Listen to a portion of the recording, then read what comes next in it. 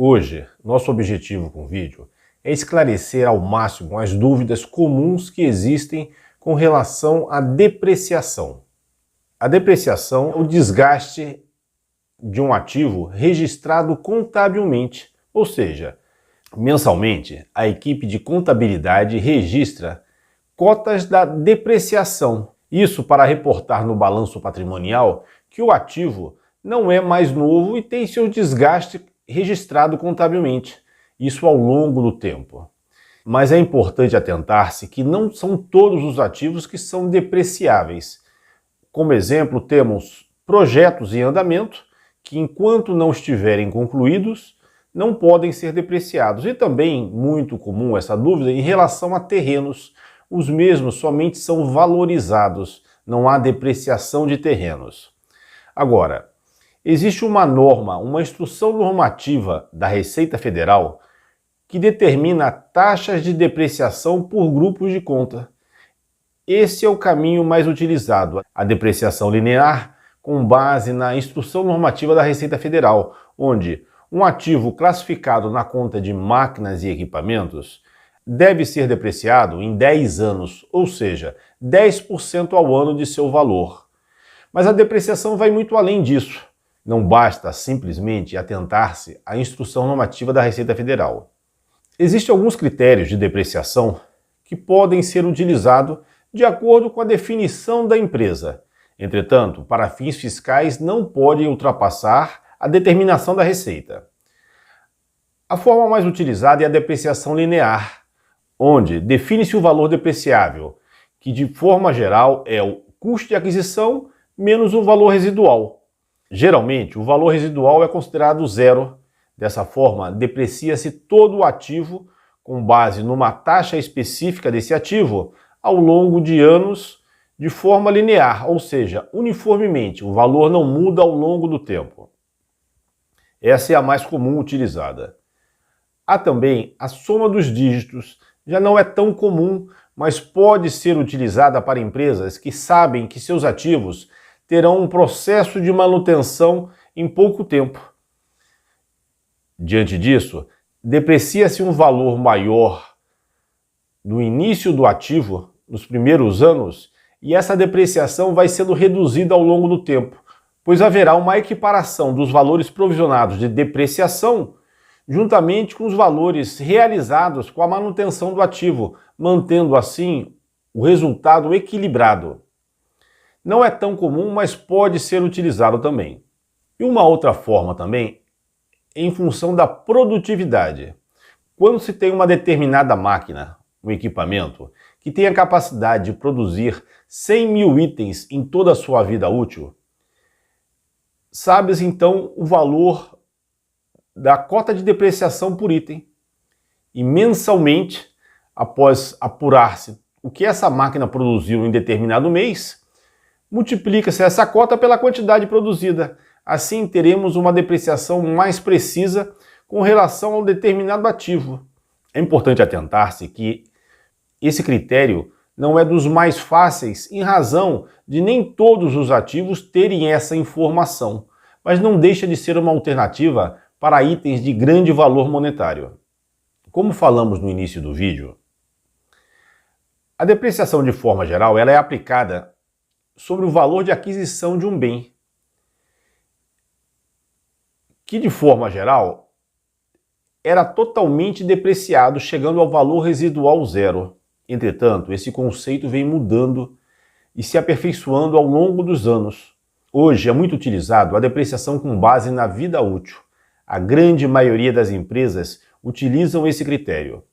A depreciação com base na vida útil tem por objetivo a determinação, por meio de profissionais, de técnicos, a vida útil de cada ativo, diferente da vida útil que a Receita Federal determina na instrução normativa.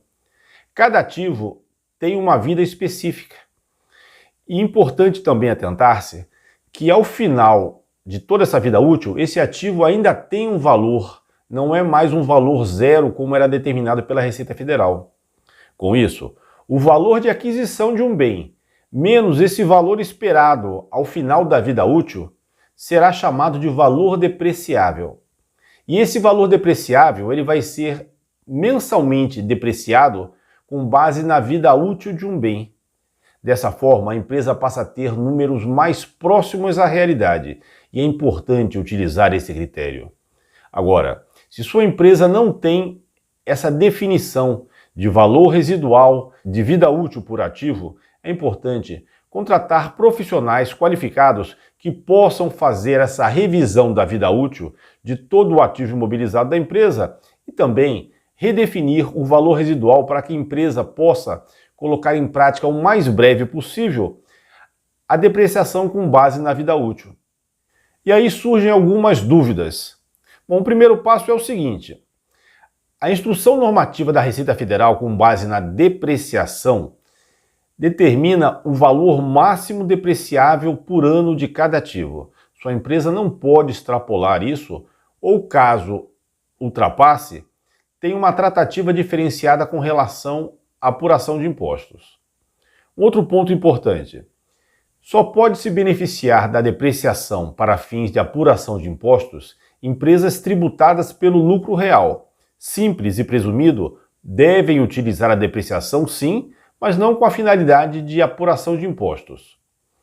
E a apuração dos impostos da empresa de lucro real pode acontecer independente da empresa ser tributada pela apuração trimestral ou anual. O importante é que tenha depreciação apurada de forma consistente e que possa ter o controle patrimonial para dar o respaldo caso venha a ser questionada pelo fisco. Há empresas que utilizam duas depreciações: a depreciação fiscal para deduzir ao máximo o benefício fiscal na apuração dos impostos e a depreciação societária com base na vida útil dos ativos, que é o número mais próximo da realidade e que, além de ser contabilizado, pode também ser utilizado para apuração, para definição de custos dos produtos e serviços. Isso é fundamental para empresas que tenham a governança corporativa, que tenham compliance, que registre números condizentes com a realidade. Agora, se você contabiliza as duas depreciações, é importante atentar-se que a depreciação fiscal deve ser excluída tanto da base contábil para as tomadas de decisão e apuração de resultado, como também a depreciação societária deve ser excluída na apuração dos impostos, sendo considerada exclusivamente a depreciação fiscal. É importante que a equipe de contabilidade tenha um domínio para evitar uma duplicidade, um benefício ainda maior, mas que não é legal.